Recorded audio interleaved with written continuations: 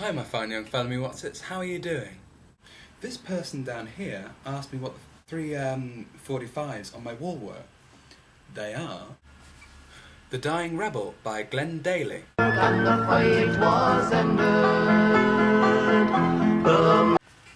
She Taught Me How to Yodel by Frank Ifield, He taught me to yodel, yodel-a-dee, yodel-a-dee. but the one I really want to talk about is Have I the Right by the Honeycombs. Now, for all intents and purposes, the Honeycombs are just another 1960s combo.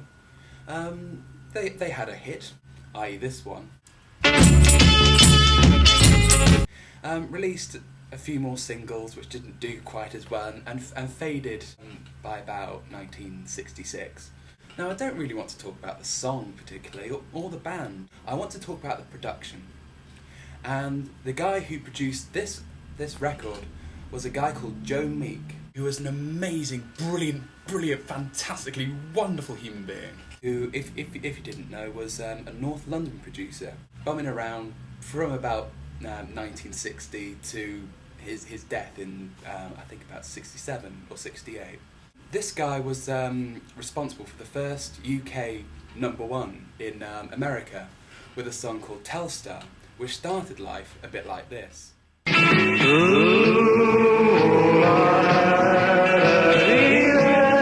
And ended up sounding a bit like this.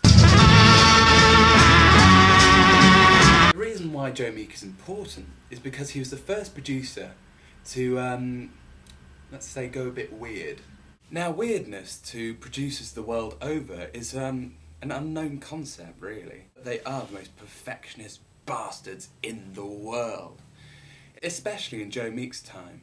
The concept of any kind of weirdness at all is like trying to explain spray on cheese to an Eskimo. Almost unheard of. And this guy comes along and starts recording #1 singles in his kitchen. And not only that, the drums, especially on this record, have mystified music boffins ever since. What they tried to get is called the Joe Meek bass drum sound. The boof, boof, boof, boof drum sound going through every one of Joe Meek's songs. They tried all they could. They tried one mic, two mics, one mic over here, but they still couldn't get it. The bass drum sound was actually someone jumping up and down in a bathtub. To get the bass drum sound here,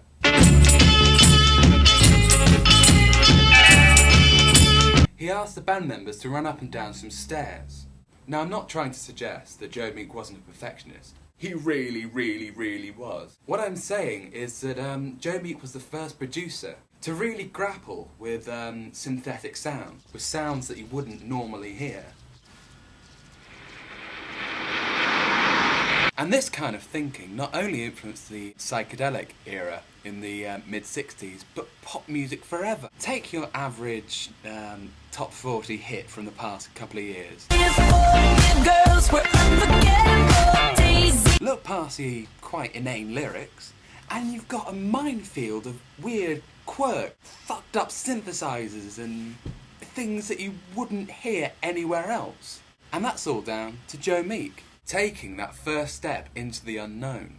And for that, Mr. Meek, I salute you.